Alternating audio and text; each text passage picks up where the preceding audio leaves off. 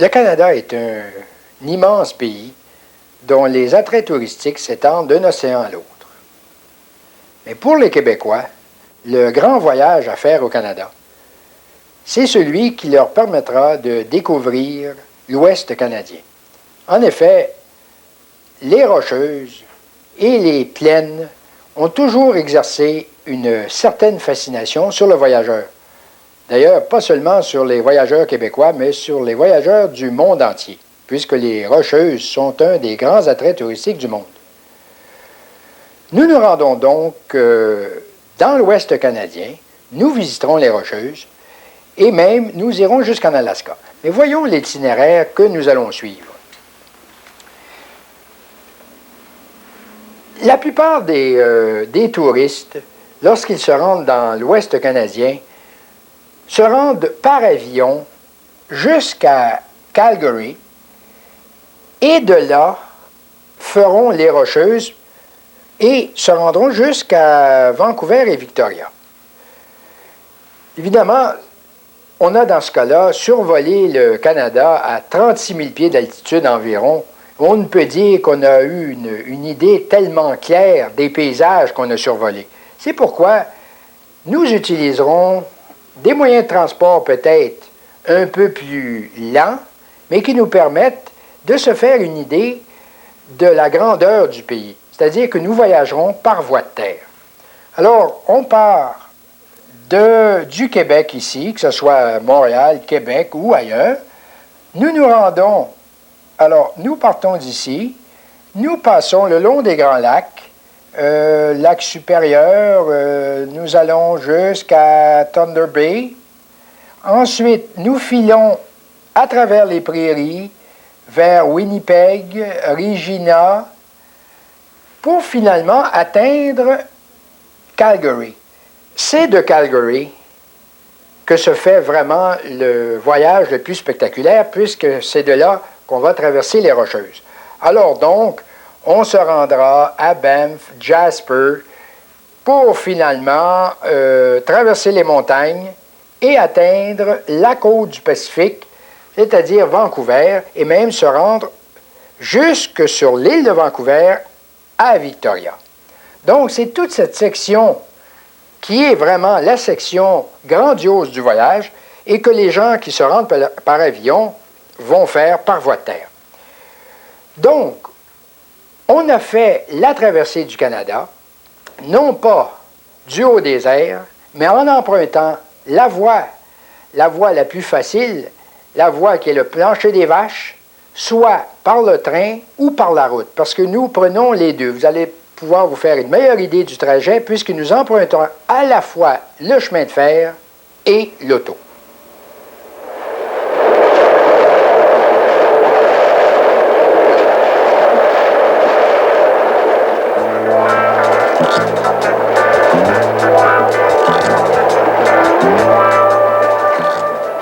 On quitte donc le Québec, plus exactement Montréal dans le cas qui nous concerne, par la voie de terre. On a dit qu'on pouvait y aller par la route ou en empruntant le train. Ici, on emprunte le train. Il s'agit évidemment d'un assez long trajet puisqu'on fera 3 jours en train. Mais cependant, il y a de nombreuses escales. Évidemment, la première escale pour ceux qui partent du Québec, bien, ça pourra être quand même une ville qu'ils connaissent bien puisque c'est la capitale du Canada, Ottawa. Alors peut-être arrêtons-nous quelques instants ou au moins quelques heures pour jeter un coup d'œil, si on ne l'a pas déjà vu, sur Ottawa. Et si on est dans la saison des tulipes, évidemment, c'est un spectacle féerique. Alors voilà une première escale, et ensuite on continue à bord du train pour aller vers le nord de l'Ontario. Évidemment, on pourrait dire que le trajet est assez long en train, puisque c'est 3 jours.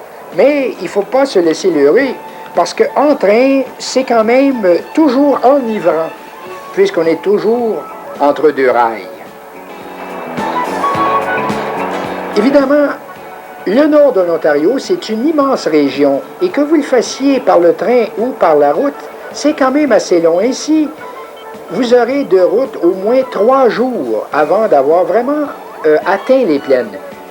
Par le train, ça va être évidemment plus rapide, mais c'est quand même au moins 2 jours Mais là, vous vous arrêtez, vous voyez des petits villages indiens très pittoresques, et c'est partout la grande nature.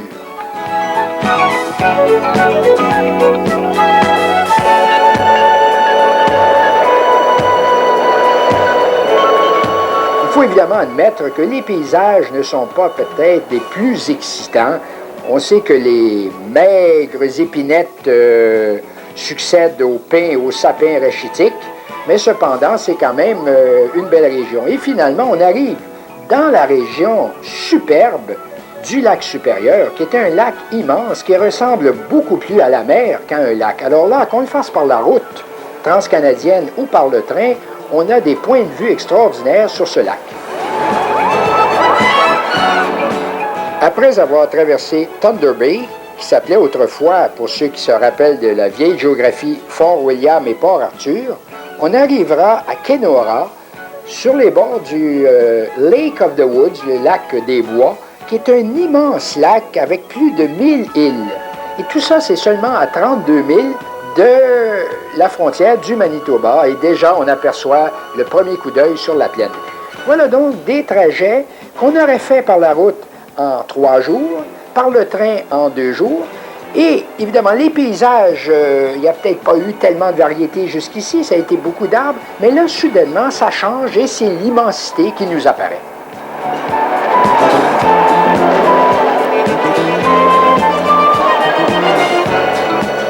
Alors, une étape, évidemment, c'est Winnipeg, la capitale du Manitoba. On entend parler beaucoup de Winnipeg, c'est peut-être pas la ville touristique la plus attirante au monde, mais on est toujours heureux d'avoir vu quand même Winnipeg. Et lorsqu'on traverse le Canada par la route, eh bien, on y fait un arrêt, on jette un coup d'œil sur cette ville, et voilà une étape intéressante avant de réattaquer la plaine. Parce qu'il y a entre Montréal et Winnipeg quand même des noms célèbres. Je pense à des noms comme Sudbury. Évidemment, on ne pourra pas dire que le paysage n'a pas bonne mine dans la région de Sudbury. Au contraire, puisque c'est là sa richesse. Mais évidemment, ce sont des endroits qu'on est heureux d'avoir vus et que, finalement, on ne voit que par voie de terre.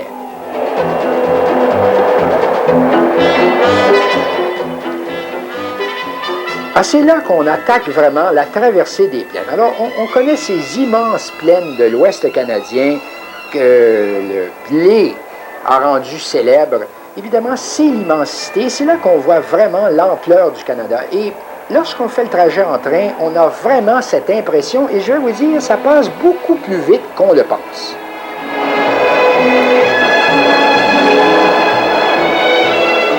En effet, la plaine s'étend à perte de vue, et on a presque l'impression d'être sur la mer en voyant ces blés au loin qui s'étendent avec cet immense ciel. Et tout ça en train, s'il s'agit d'une seule journée de traversée, et par la route 2 jours seulement. Évidemment, certains s'inquiéteront à savoir est-ce qu'ils vont dormir à bord d'un train. C'est évident qu'il faut s'habituer au mouvement, car même si les voies reposent sur des dormants, elles ne reposent pas toujours le dormeur. Mais la preuve qu'on dort en train, c'est qu'on est continuellement réveillé la nuit.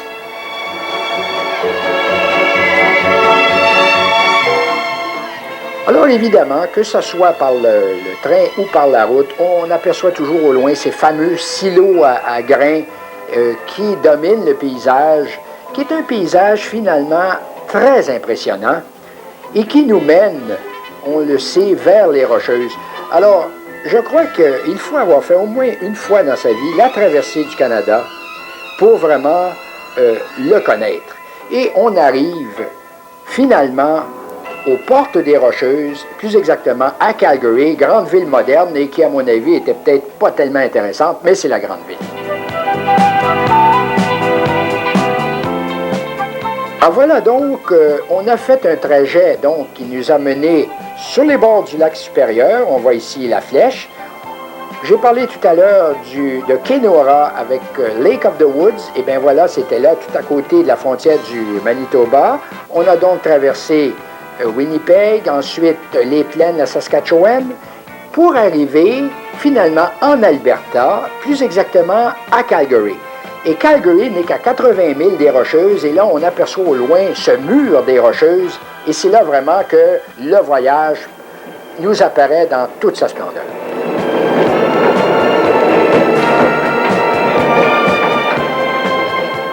Alors, le trajet entre Calgary et Banff, qui est la grande station, se fait rapidement en train et par la route aussi, puisqu'il y a une très belle autoroute qui peut nous permettre de franchir les 80 000 en moins de 2 heures. Mais déjà, en moins de 20 minutes, nous voilà entourés de ces fameuses montagnes fort impressionnantes et majestueuses.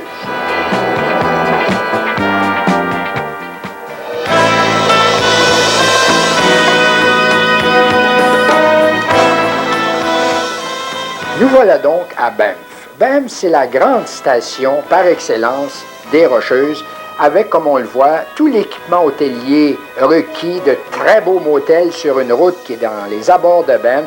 Vous avez donc tout ce qu'il faut pour bien vous installer. Et il faut bien le rappeler aussi que ceux qui font le trajet par avion jusqu'à Calgary, à partir de Calgary, verront tous les paysages qu'on va montrer, c'est-à-dire la traversée des Rocheuses jusqu'à Vancouver. Voilà donc le trajet pour ceux qui font le circuit par avion et ensuite traverseront par voie de terre les Rocheuses. Banff, c'est, je le disais, la grande station qui a été ouverte au tourisme depuis l'ouverture, en réalité, du chemin de fer transcontinental à 1885. C'est là qu'on a découvert les beautés de la région et qu'on a décidé de l'équiper. Et un conseil, c'est pour ceux qui visitent les Rocheuses, c'est de s'installer à Banff et de là rayonner dans la région. Il y a de beaux hôtels, entre autres le Banff Spring Hotel, absolument magnifique, qui domine la rivière Bow, le Bow River. Donc c'est une très belle région. Vous avez ces montagnes grandioses qui entourent la région. Vous avez beaucoup de choses à voir. On pense au Rock Garden, un très beau jardin, le Cascade Rock Garden. Il y a des belles montagnes. Il y a donc de tout à Banff pour que le séjour soit agréable.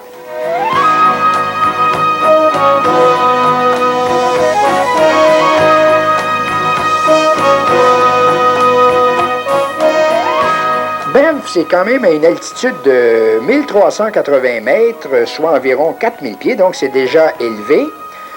C'est une station agréable. Il faut bien le répéter, c'est que dans les Rocheuses, la saison touristique est quand même assez courte, puisque à cause de l'altitude, il fait généralement quand même assez frais. Vous avez évidemment le fameux Mont Sulfure avec ses gondoles là, qui vous grimpent au haut du sommet. Vous avez une très belle vue sur la région.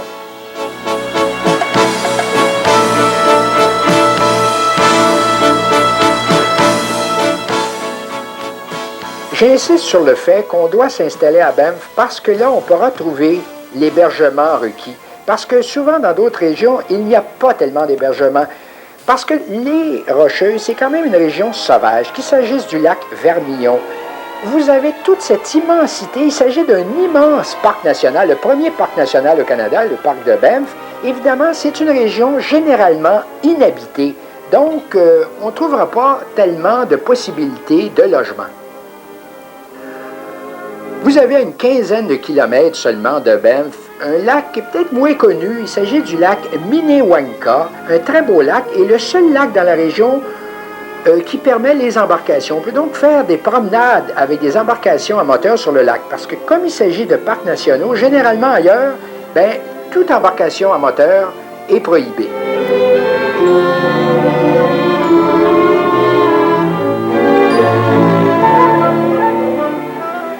Vous aurez donc passé quelques jours à Banff de façon à rayonner tout autour. Et lorsqu'on rayonne, évidemment, ça nous permet de découvrir partout un décor grandiose, une succession de paysages impressionnants et vraiment envoûtants. Et parmi ces paysages, que dire du fameux lac Louise, qui est à une quarantaine de milles seulement de Banff. Donc, on peut faire l'excursion dans la journée et découvrir cet hôtel magnifique, le Château Lac Louise, qui nous donne une vue sur le lac dominé par un glacier. Et là encore, je dis, on peut loger évidemment au lac Louise, puisqu'il y a ce magnifique hôtel. Il y a quelques motels, mais quand même pas en nombre suffisant pour accommoder tous les touristes durant la très courte saison d'été. Évidemment, on est toujours très surpris de voir comme le lac Louise est petit. Cependant, il est profond, il y a 270 pieds de profondeur. Les eaux sont très froides et ne permettent pas la baignade. On peut s'y promener en canot cependant.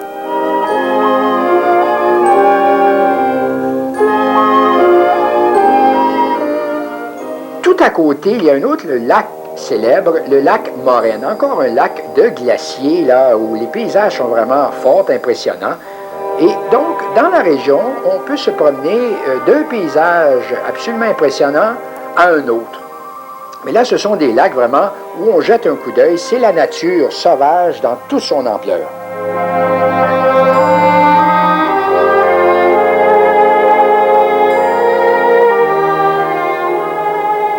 On se sent quand même très loin de la civilisation, mais malgré tout, l'hébergement dans la région est excellent et on peut y manger très bien. Je parlais tout à l'heure de Banff. À Banff, vous avez un choix de restaurants de toutes catégories et il y en a pour tous les genres de cuisine. Et si vous désirez un bon restaurant pour la cuisine française, je puis vous recommander le Beaujolais, qui est un restaurant absolument excellent.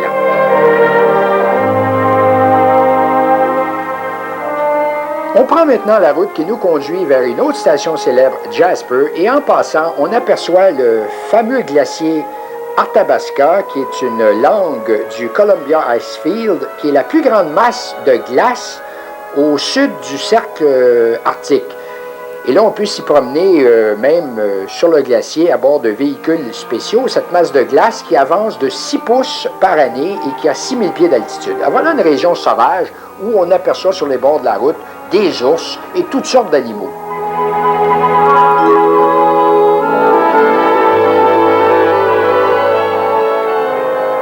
On est attiré par ces animaux, qu'il s'agisse des chèvres de montagne, des mouflons ou autres, mais je crois que ceux-ci sont encore plus attirés par nous et vraiment nous montrent un intérêt fou et vraiment on s'aperçoit qu'on est pour eux des bêtes curieuses.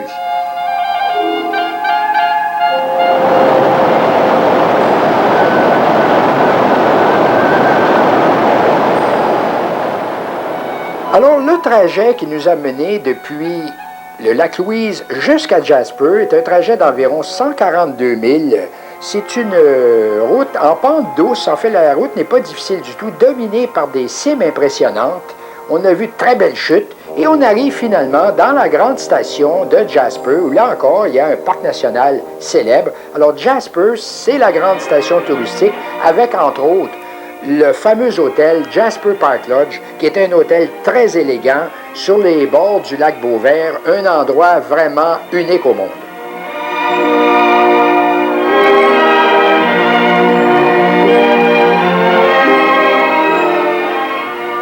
Alors, nous sommes ici à environ 170 000 seulement de Banff, donc des trajets assez courts qui nous permettent de voir de très beaux paysages qui sont quand même variés.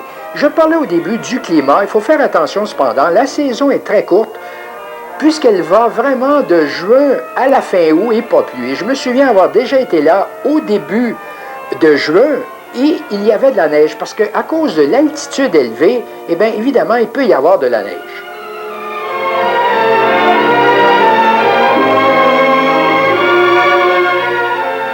Évidemment, lorsqu'on veut attaquer une côte, on espère toujours avoir un élan. Eh bien souvent, on a un élan devant soi et ça nous le fait perdre.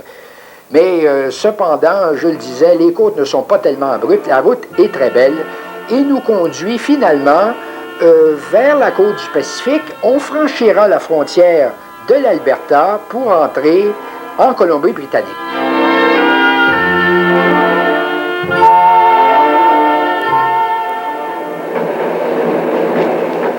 Alors, on aura pu quitter les Rocheuses, soit par la route, en autocar ou en auto, ou par le train, parce qu'il y a un très beau trajet en train qui peut se faire dans cette région.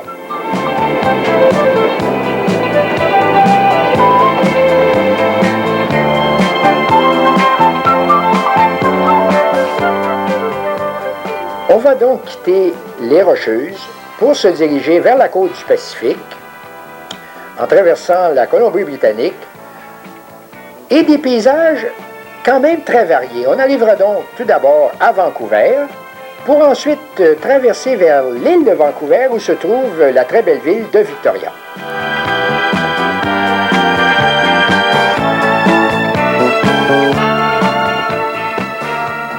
L'étape normale lorsqu'on fait le trajet, par exemple au départ de Banff vers la côte du Pacifique, c'est la ville de Kamloops.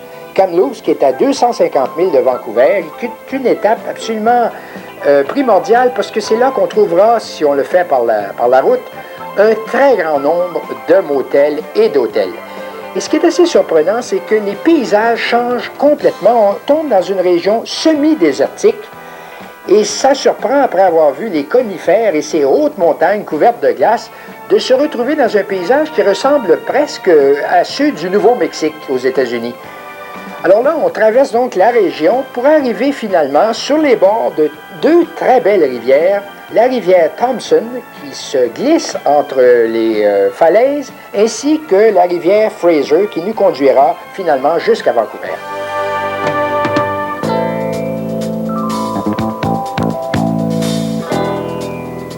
Le long du trajet, on pourra rencontrer certaines attractions, comme ici la Porte du Diable ou Hell's Gate, où il y a un téléphérique qui nous plonge tout au bas du canyon, qui est fort impressionnant. Alors, si on fait ce trajet par le train, comme nous le faisons actuellement, ou par la route, on a exactement le même point de vue. Puisque le chemin de fer longe vraiment la rivière qui serpente entre les rochers et la route aussi. Alors donc, d'une façon ou de l'autre, vous aurez toujours un coup d'œil exceptionnel sur ce canyon.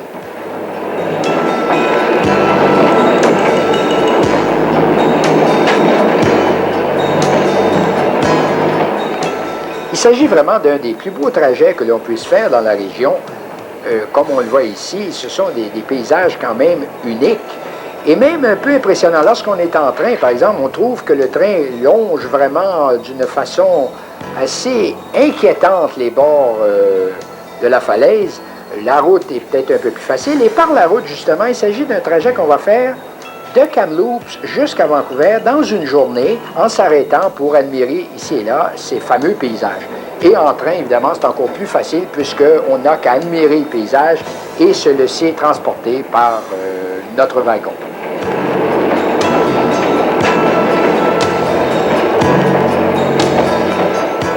Évidemment, ceux qui ont traversé tout le Canada en train auront sûrement arrêté soit à Banff, soit ailleurs, et reprendre le train un peu plus loin. Mais il ne faut pas oublier que ce n'est pas aussi long qu'on le pense, c'est que vous avez à bord du train toutes sortes de divertissements. Vous n'avez donc pas à hésiter à faire le bout en train, même si c'est un bout qui est assez long.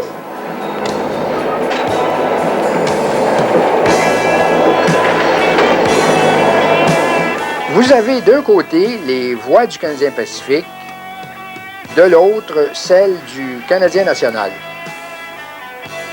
Donc, le trajet qui nous a conduit de Calgary jusqu'à la côte du Pacifique à travers les Rocheuses nous fera découvrir une très grande variété de paysages.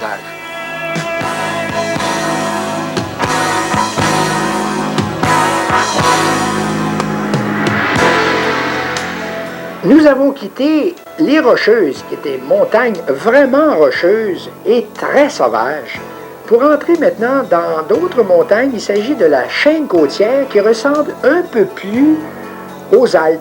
C'est-à-dire que, alors que dans les Rocheuses, les montagnes sont d'un vert très profond, car les conifères sont accrochés vraiment aux rochers, ici, c'est beaucoup plus, disons, joyeux comme couleur. On sent vraiment qu'on arrive près de l'océan. Et on y arrive vraiment lorsqu'on atteint Vancouver.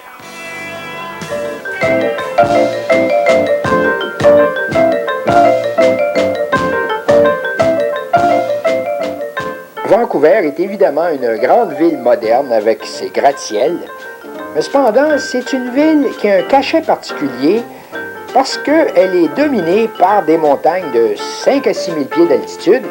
C'est donc une très belle ville où on peut trouver de beaux hôtels et en particulier l'hôtel Bayshore, qui, à mon avis, est peut-être le plus agréable que l'on puisse trouver à Vancouver, puisqu'il est situé juste sur les bords d'une marina. On a l'impression vraiment d'un endroit de vacances. On n'a absolument pas le sens d'être en plein cœur d'une grande ville. On l'aperçoit derrière, mais cependant, c'est très agréable de pouvoir se promener le long de cette marina et d'apercevoir les yachts et tout.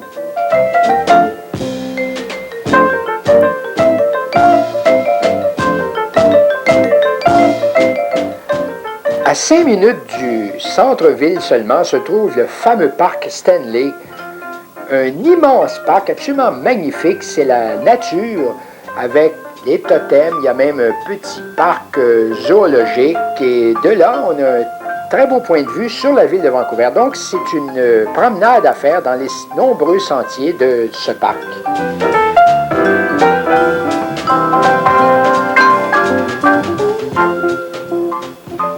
Les images que vous avez vues jusqu'ici nous ont montré un climat vraiment idéal, un très beau temps. Voilà ici justement ces fameux pingouins. On a l'impression de petits maîtres d'hôtel qui nous accueillent dans ce parc zoologique. Mais vous voyez ce ciel bleu éclatant. Malheureusement, lorsqu'on traverse souvent le pont Lionsgate comme ici, on ne voit pas grand-chose parce qu'il ne fait pas toujours beau. Vancouver, il pleut très souvent. Et on sait une chose, c'est que malheureusement, souvent en voyage, un endroit nous a plu parce que justement, il n'a pas plu. En un mot, un endroit nous aurait toujours plu s'il avait plu moins. Ben, n'en parlons plus. Mais cependant, c'est un peu vrai. Notre impression qu'on garde d'un endroit dépend du temps qu'il y fait. Et dans cette région, il faut s'attendre à ce que ce soit parfois très gris, comme ici, lorsqu'on faisait la traversée pour se rendre vers l'île de Vancouver et Victoria.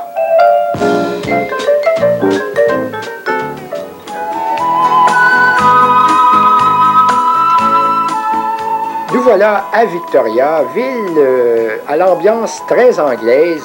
Vous avez l'hôtel Empress qui est absolument magnifique, qui domine le petit port de Victoria. C'est vraiment très joli comme ville, très agréable. Il y a de très beaux quartiers résidentiels. La verdure est partout. C'est vraiment très agréable. Malheureusement, comme vous le voyez ici, la pluie était de la partie. Tout à l'heure, j'ai dit qu'il faisait très beau à Vancouver, c'était peut-être exceptionnel. Eh bien, ici, on a trouvé ce qu'on devait trouver, c'est-à-dire un peu un temps plus gris. Il y a à Victoria un musée fort intéressant à visiter. Il y a surtout d'aller voir ces quartiers résidentiels à l'ambiance anglaise, comme je le disais tout à l'heure, mais de très belles maisons, entre autres la maison du gouverneur général qui est absolument splendide. Donc, il y a beaucoup à faire et c'est toujours autour de Victoria de très beaux jardins. Une végétation presque luxuriante.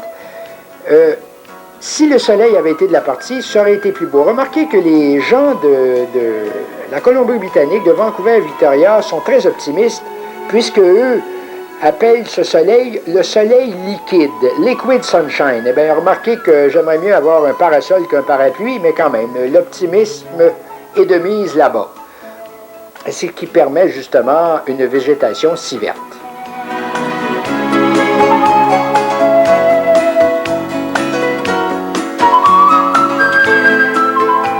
À moins de 20 km de Victoria se trouve le fameux jardin Butcherd, qui était peut-être un des plus beaux jardins qui soit au monde. Vous avez là différents types de jardins, d'ailleurs, jardins japonais ou autres, mais vraiment, se promener sur les 25 acres de ce jardin au milieu des fleurs, c'est vraiment quelque chose. Et s'il pleut, ben, on est équipé pour la pluie puisqu'il y a des milliers de parapluies qui vous accueillent à l'entrée. Donc, aucun problème de ce côté-là.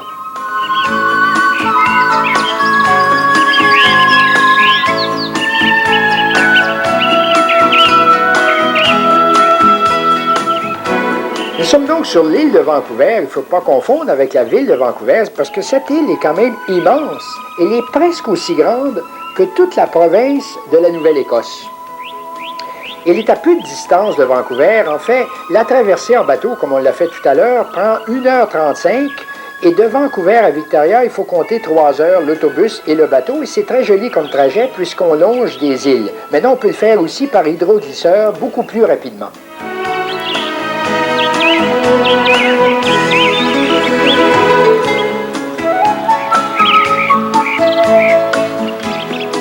Pour ceux qui sont amateurs de fleurs, je crois qu'une excursion à ce jardin Butcherd s'impose et ce sera peut-être pour eux le clou du voyage sur la côte du Pacifique.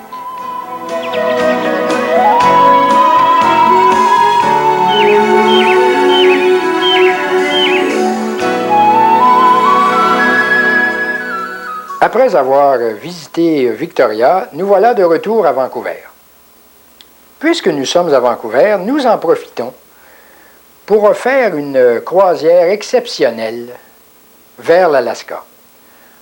En effet, au cours de la belle saison, c'est-à-dire l'été, de nombreuses croisières quittent le port de Vancouver pour des croisières d'une semaine environ vers l'Alaska et même vers le Yukon au Canada. Alors, c'est ce que nous allons faire. Quittant donc Vancouver, longeant ici la côte, jusqu'à Juneau, qui sera notre première escale. De là, nous irons à Skagway, et même à partir de Skagway, c'est là que nous ferons l'excursion au Yukon vers, plus exactement, Whitehorse. Ensuite, nous visiterons le parc national de Glacier Bay, la baie des Glaciers, qui est absolument grandiose et exceptionnelle, pour ensuite revenir à Vancouver. Cette croisière est une croisière extrêmement agréable, puisque c'est une croisière qui se fait en longeant continuellement des côtes fort impressionnantes. Et d'ailleurs, l'Alaska, pour pouvoir vraiment l'apprécier, il faut voir l'Alaska de la mer, puisque les routes sont à peu près inexistantes ou ne sont pas dans les régions les plus spectaculaires. Alors voilà donc, nous quittons Vancouver pour nous rendre vers l'Alaska et le Yukon.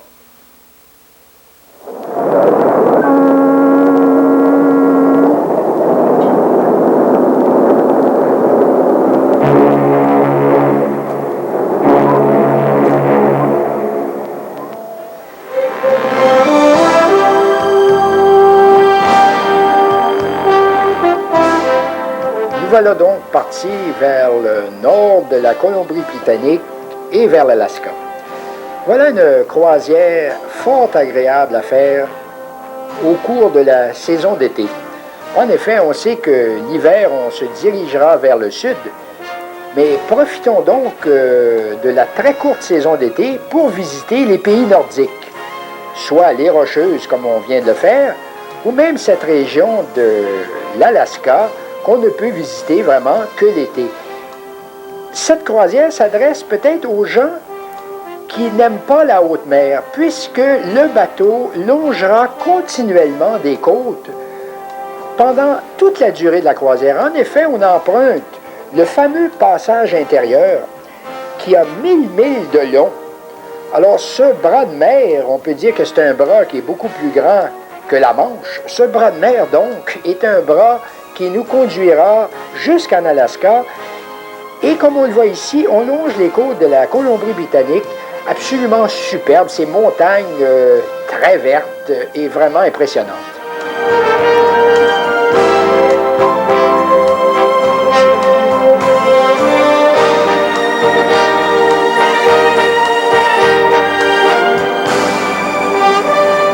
On est donc continuellement entre deux rives et on voit donc sur les bords tout ce qui se passe. C'est donc fort agréable et évidemment la mer sera toujours calme puisqu'il s'agit vraiment d'un passage intérieur.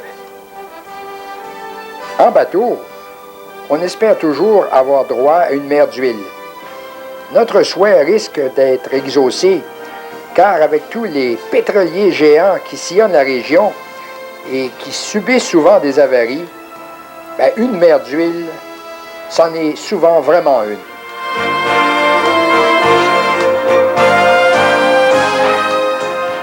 Nous voilà à Juneau, une petite ville et pourtant la capitale de l'Alaska. Cette ville doit son nom à Joe Juneau, un prospecteur qui découvrit ici le premier pépite d'or en 1880 et qui fut à l'origine de la fameuse ruée vers l'or du Klondike. On pourra y faire une excursion vers le glacier Mendenhall, qui est superbe et immense. Évidemment, dans la ville, on nous montrera le Parlement. Ensuite, il y a le Red Dog Saloon, saloon comme il y en avait au siècle dernier. Et cette ville n'est accessible soit que par la mer ou par avion. Là-bas, l'hydravion est roi. Et c'est ce qui est assez surprenant. Donc, pour vraiment voir cette ville, il faut y aller par bateau pour vraiment pouvoir l'apprécier. Il y a simplement un petit malheur, c'est comme vous avez vu, il pleuvait. Eh bien, c'est pas surprenant puisqu'il y a là 240 jours de pluie par an. Alors, la ville est entourée d'eau. Il y a beaucoup d'eau aussi qui vient du ciel, au point où on dit là-bas que les gens ne bronzent pas, ils rouillent.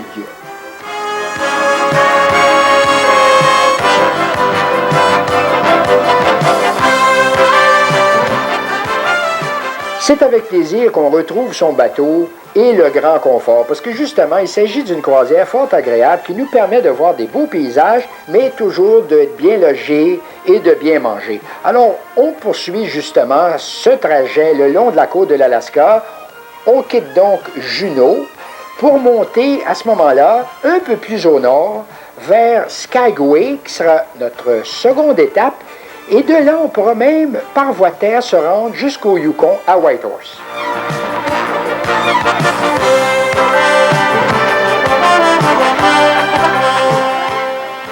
Nous arrivons donc, comme je le disais, à Skagway. C'est toujours en Alaska, mais à 2 pas de la frontière du Canada.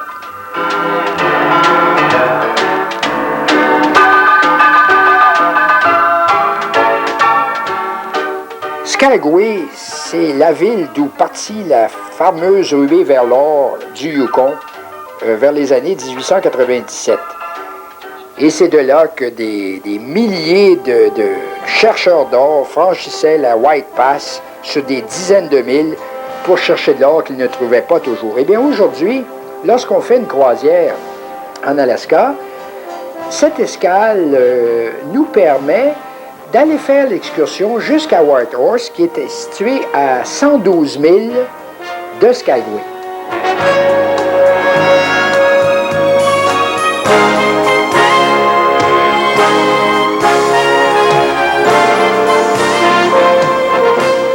On franchira des paysages vraiment grandioses et très sauvages. On ne voit pas âmes qui vivent sur des milles et des milles.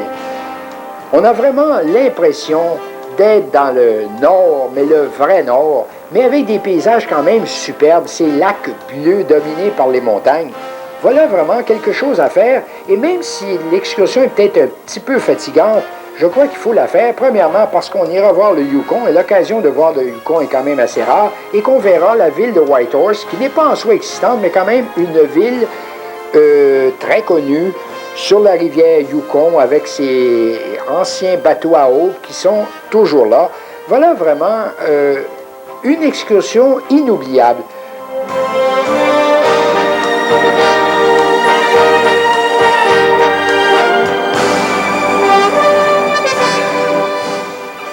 La route qu'on a empruntée, là-bas, on trouve que c'est une très belle route. Elle a été refaite. On dit que c'est une superbe route, une route pavée de terre. Évidemment, ça dit ce que ça veut dire, mais quand même, je crois que c'est quelque chose à faire. Et le Yukon, voilà vraiment des paysages auxquels on n'est pas tellement habitué. Ici et là, des chutes qui coulent de la montagne. C'est quelque chose. Évidemment, aujourd'hui, la ruée vers l'or est terminée, mais on trouve encore un peu d'or. Et voilà, nous reprenons le bateau pour se diriger vers une autre région absolument grandiose de l'Alaska, la baie des Glaciers.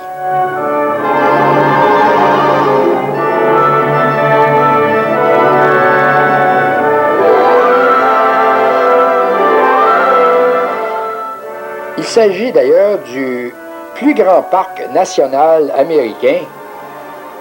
C'est un parc absolument grandiose, une nature impressionnante, et on y trouve 16 glaciers qui descendent vers la mer. Et il faut dire d'ailleurs que la moitié des glaciers du globe se trouvent en Alaska.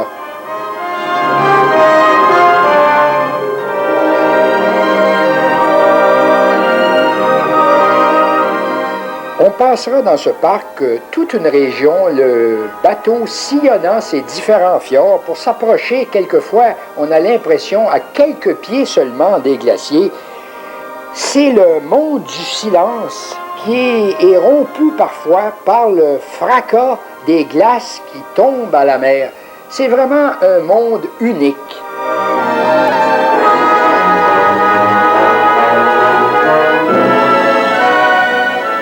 On y ressent une atmosphère mystérieuse. Et on voit dans cette région ce à quoi ressemblait tout le nord de l'Amérique y compris nos régions à nous de l'Est du Canada, il y a 15 000 ans, alors que les glaces recouvraient le sol. Et d'ailleurs, ces glaces reculent toujours vers le pôle, au point que dans cette région, il y a des fjords qui ont été découverts depuis quelques années, les glaciers ayant reculé de 5000 en 7 ans.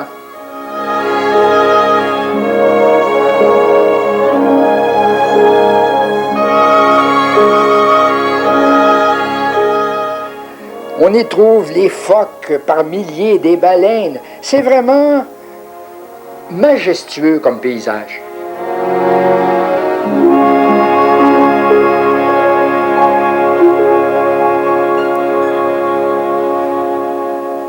Cette journée passera vraiment très vite et même il y a des guides qui montent à bord du bateau pour nous expliquer exactement comment s'est passé justement le déroulement des glaces et ce qui se passe dans cette région. C'est vraiment une excursion qu'on n'oublie pas. De là, après avoir quitté la baie des Glaciers, on descend plus au sud vers une ville assez pittoresque, Sitka.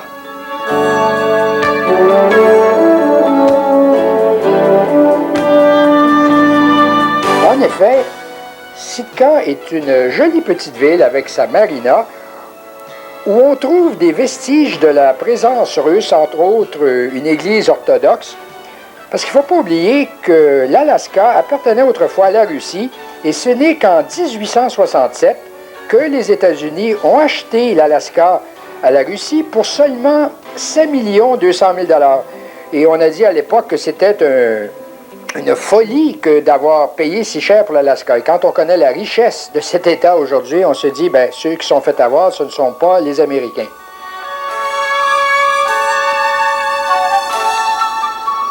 En voilà donc, dans une croisière en Alaska, on verra des paysages grandioses, on verra des petites villes pittoresques. Évidemment, on se dit que l'Alaska, c'est la terre du froid, mais peut-être en hiver, parce que l'été, quand même, il peut y faire très chaud. Évidemment, les soirées sont plus fraîches. Mais il faut se rappeler, l'avantage de voyager durant l'été en Alaska, c'est que lorsque le soleil brille, il brille longtemps, même jusqu'à 11 heures le soir. Donc, on a des heures très longues pour pouvoir admirer ces magnifiques paysages. C'est un avantage, d'autant plus qu'on peut les admirer avant tout en étant sur le bateau, sur la mer, puisque les routes sont à peu près inexistantes.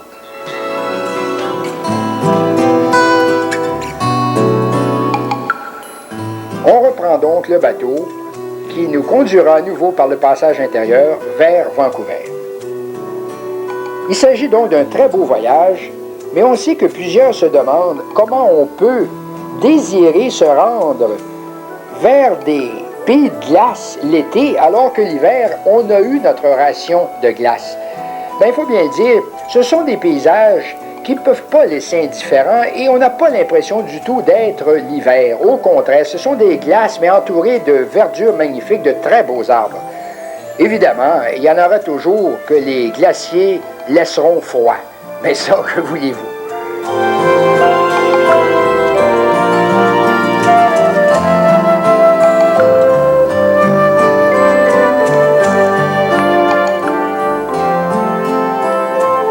Voilà donc, la croisière nous a ramenés à Vancouver.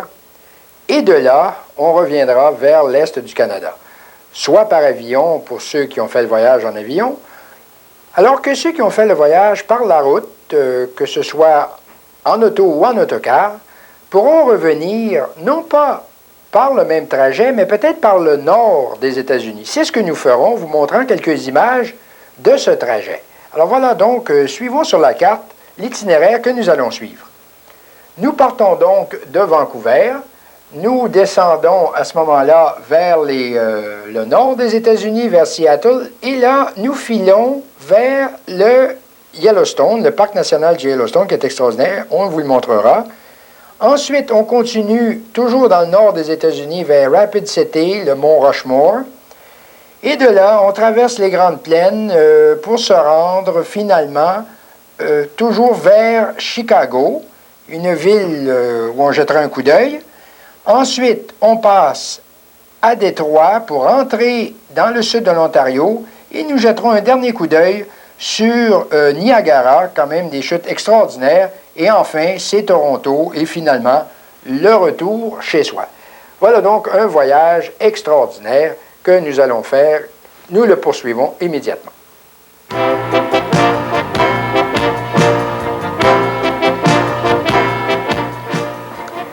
Nous franchissons rapidement le continent en nous arrêtant tout d'abord dans le nord-est du Wyoming, plus exactement au fameux parc Yellowstone.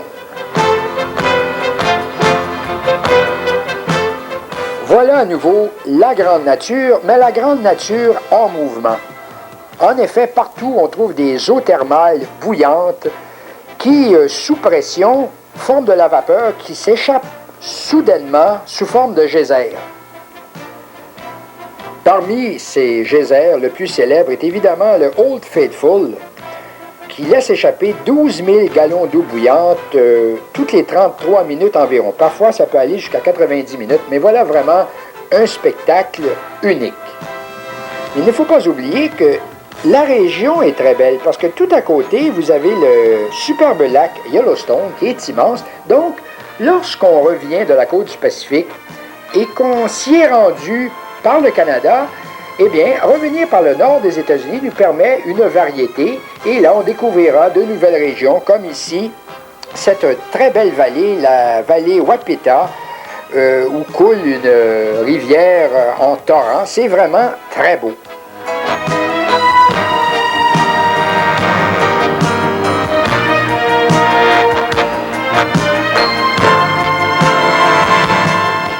On devra franchir des montagnes et traverser des régions, vraiment des régions de cow-boys, parce que le Wyoming, c'est ça.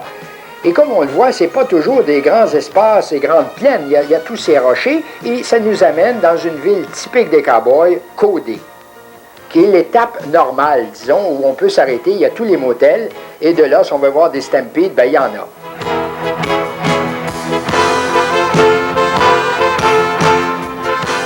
Là, on reprendra la route, on traversera des régions plus désertiques pour arriver finalement à Rapid City, là où se trouve le fameux mont Rushmore.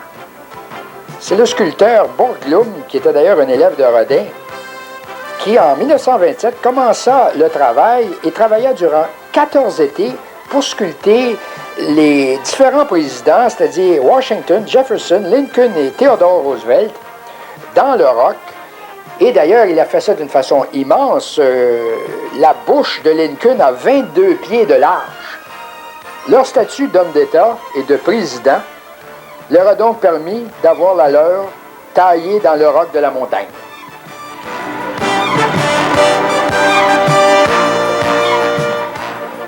On a donc quitté les Black Hills du South Dakota et on traversera la Grande Plaine, les plaines de l'Iowa. Enfin, on fera 500 000 dans une journée pour se retrouver souvent dans un établissement identique à celui qu'on avait la veille. Alors, pour faire de la variété, on couchera un soir dans un Howard Johnson, d'où on aura une vue superbe sur le Holiday Inn, et le lendemain, dans le Holiday Inn, d'où on aura une vue imprenable sur le Howard Johnson. Mais toujours dans des régions, évidemment, de grandes plaines avec le maïs. Mais il faut les traverser, ces plaines, pour avoir pu voir les grands paysages qu'on a aperçus du côté ouest de l'Amérique.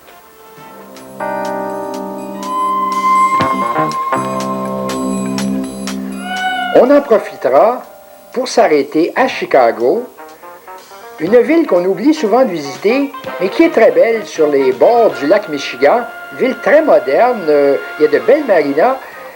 Évidemment, on ne se rend pas à Chicago seulement pour Chicago, mais si on est dans la région, il faut vraiment faire le petit détour pour aller y jeter un coup d'œil. Comme on le voit, c'est une belle ville.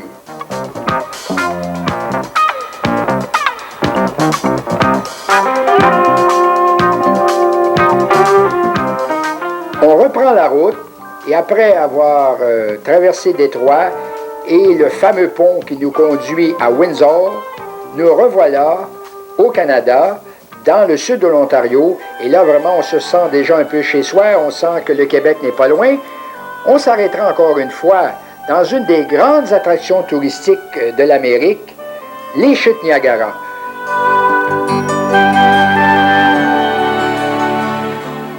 Les touristes du monde entier y accourent, mais nous, moins que les autres, alors que c'est à côté.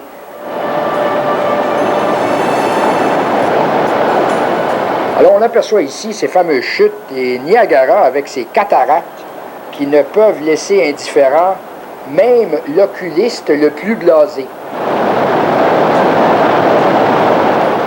Alors on voit cette chute qui coule là, dans un fracas incroyable et on a le goût de se taire, il faut dire chute.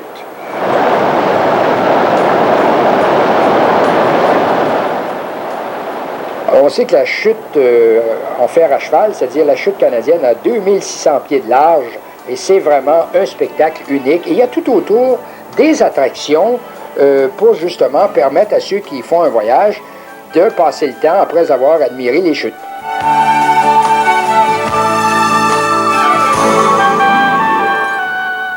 Parmi ces attractions, il ne faut pas oublier le monde miniature, qui est absolument magnifique. Il nous présente des reproductions d'édifices célèbres ou de monuments, ou même de petites villes. C'est vraiment quelque chose que vous soyez entre adultes ou évidemment avec des enfants, là, il faut absolument faire le crochet. C'est tout à côté de Niagara.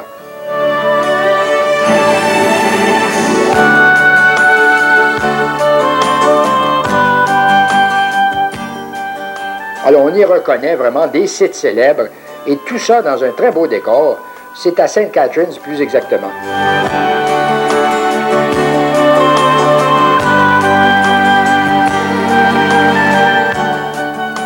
On reprend la route, le voyage tire à sa fin, on passera par Toronto, on devrait s'y arrêter parce que c'est une ville beaucoup plus belle qu'on le croit souvent. Elle mérite qu'on y jette un coup d'œil.